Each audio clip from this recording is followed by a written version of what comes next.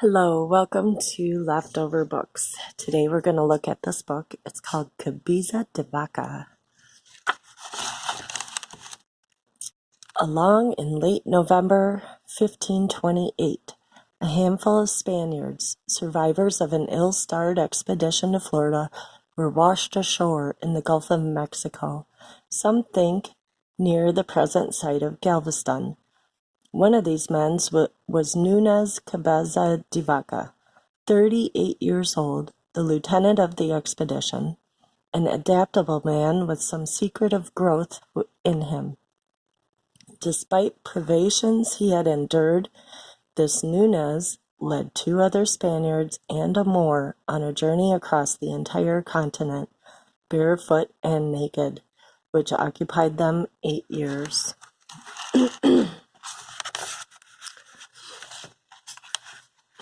Interlinear to Cabeza DeVaca. His relation of the journey, Florida to the Pacific, 1528 to 1536, Haniel Long, Frontier Press. Published in 1969 and dedicated to DGB. Note 1. Along in late November 1528, a handful of Spaniards, survivors of an ill-starred expedition to Florida, were washed ashore in the Gulf of Mexico, some think near the present site of Galveston.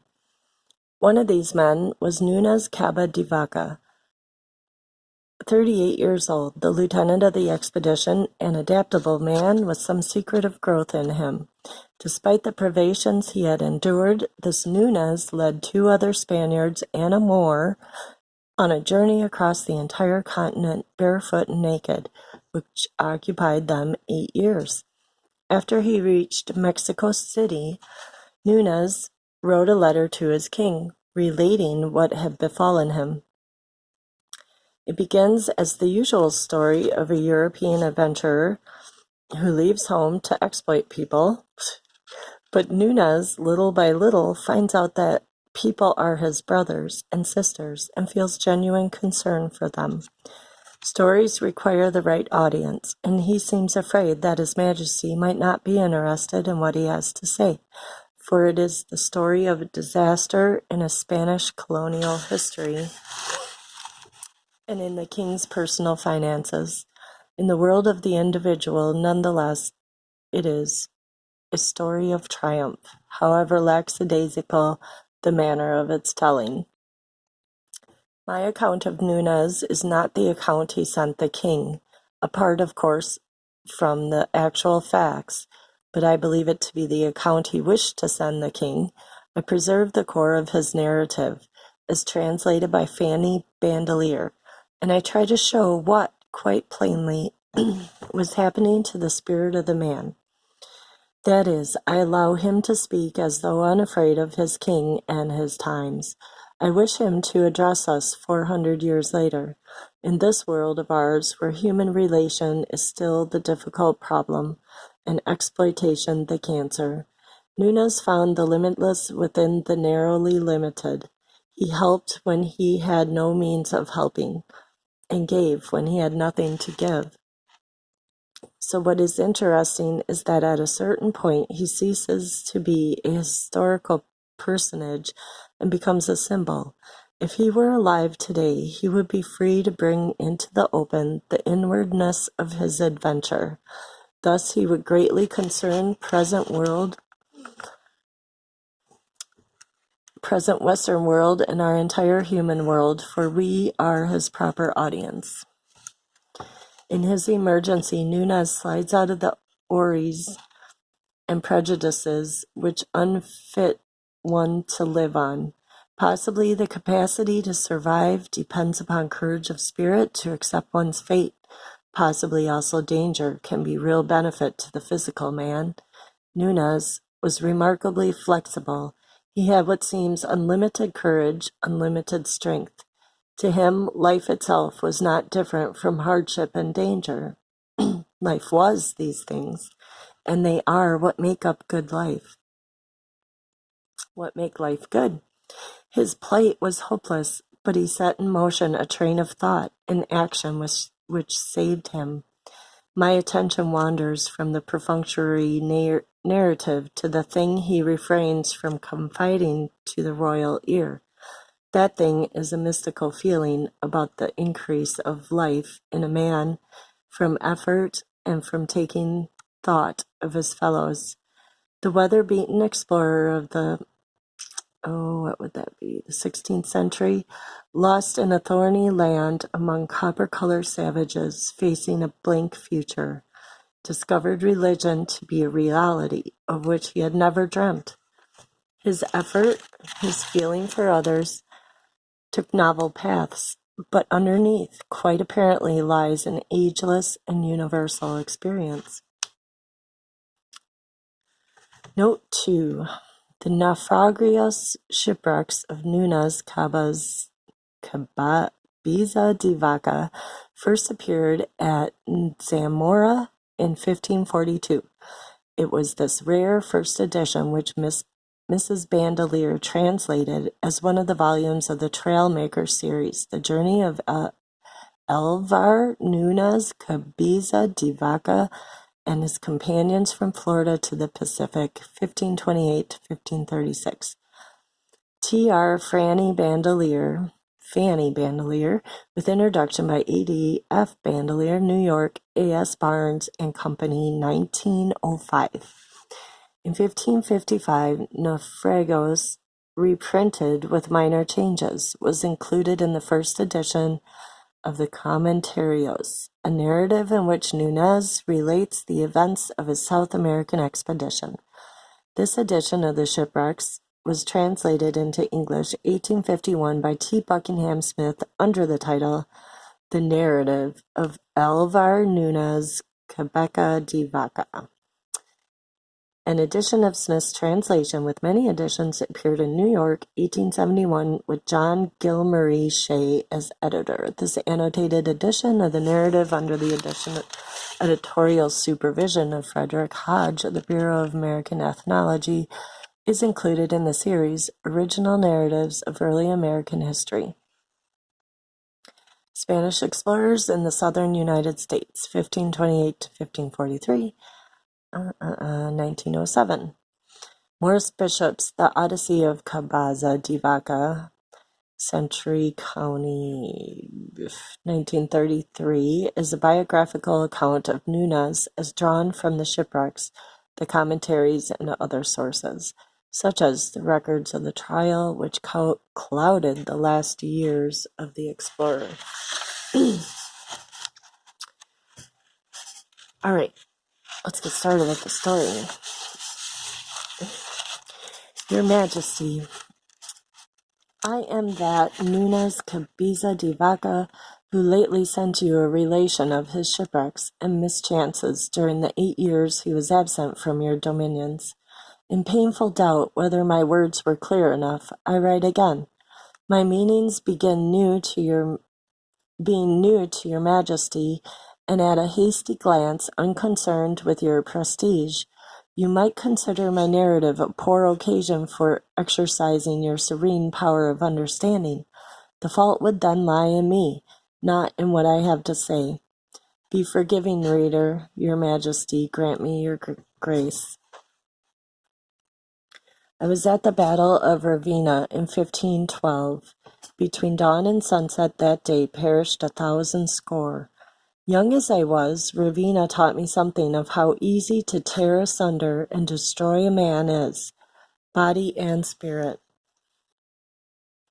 In the days that followed, in my desolation, first confronted with slaughter, I saw far off a light, heard a far off strain of music. Such words serve as well as any. What can describe a happening in the shadows of the soul? Again, that far-off flicker of music came to me in the disorders at Sevilla in 1521, when I fought under the Duke of Medina Sidonia. 7 years passed without that flash of inward fire, and I forgot about it. Seville was then a marvelous, disturbing world. I saw the heretics burning in the arms of the iron prophets. I saw Columbus as an old man, Magellan as a young man. The sailors came ashore with parrots and gold ingots and Indian girls. Then I too sailed across the seas, Lord Treasurer of the expedition of Pamphilo Narvaez. All that day when we were in sight of Tenerife, I thought of my grandfather, the conqueror of the Grand Canary. In my childhood, I was surrounded by the natives of that island, the Gaunches, whom he brought home as slaves. I listened to their vague, melancholy singing, learned to be at ease with inarticulate people. For the money to conquer the Grand Canary, perhaps your Majesty will remember, Pedro de Vero Mendoza had pawned to the Moor his 2 sons, my father and my uncle. As I told your Majesty in my account of that journey, never had expedition more calamities than ours. Some of our ships foundered from hurricanes in the harbors of Cuba. The others we left behind deliberately in the lagoons of Florida. Our greatest misfortune, aside from our greed and ignorance, lay in our commander, Pamphilo Narvaez himself. Pamphilo believed himself born under a lucky star, though nothing justified such a belief. Before Hernan Cortez, he could have marched to the Tenochtitlan, but he did not. When Cortez and his soldiers were richly quartered in the palaces of Montezuma, he could have replaced him in command. For that purpose was he dispatched from Havana by Velasquez, but Cortez came flying on horseback all the way to Veracruz and talked Pamphilo's soldiers away from under his very nose. Pamphilo was not without magnetism, but he was cocksure, a braggart, and what was worse, uncertain of the line between dream and reality. He forgot that Cortez burnt his ships only after studying the jeweled emissaries of the Montezuma and becoming sure of the value of the quarry. Pamphilo had nothing to be sure of, and yet he pictured himself another Cortez. He pictured another Tenochtitlan concealed in the fronds of Florida. Having pictured these things, he was certain that they existed as the vein in his neck. Your Majesty is at liberty to picture us under this aging, adipose, credulous commander. Across the steaming land we marched, with our armor glittering and our horses covered with gaudy trappings, 578 of us, towards utter ruin, believing on the page of history we would share the glory of Cortez and his murderous band.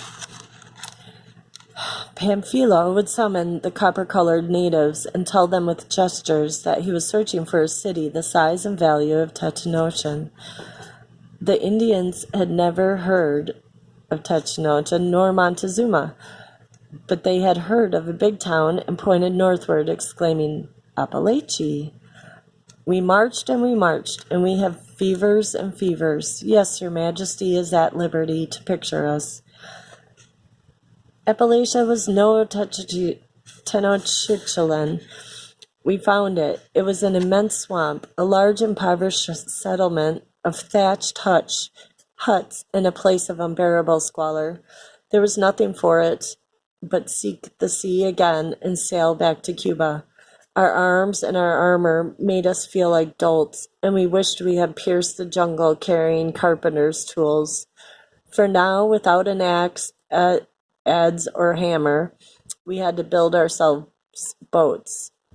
This is the tale of what men can and cannot do when we must do something or die.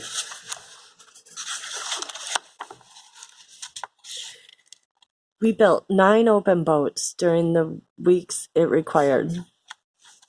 Some of us went with scant food, and those whose palates allowed it devoured the horses.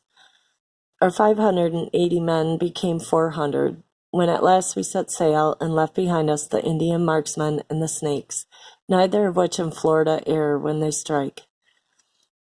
Day after day, tide wind washed us out to sea and then washed us into land. Along a dazzling and uncertain coast, from thirst and from exposure to the frightful sun, our 400 became 40. Who knows what is lost in these boats? Another Magellan, another Camions, another Cervantes, another St. John of the Cross.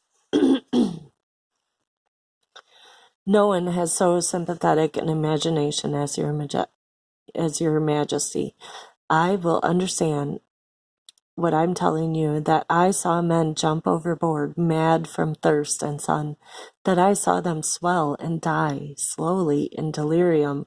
I heard their words and songs pour out the pitiful contents of their minds. I saw men gnaw at corpses, that these were Spanish gentlemen. It is curious to have so graphic a lesson in what life may become. We had been a proud band, relying on our united strength, our armor, and our horses.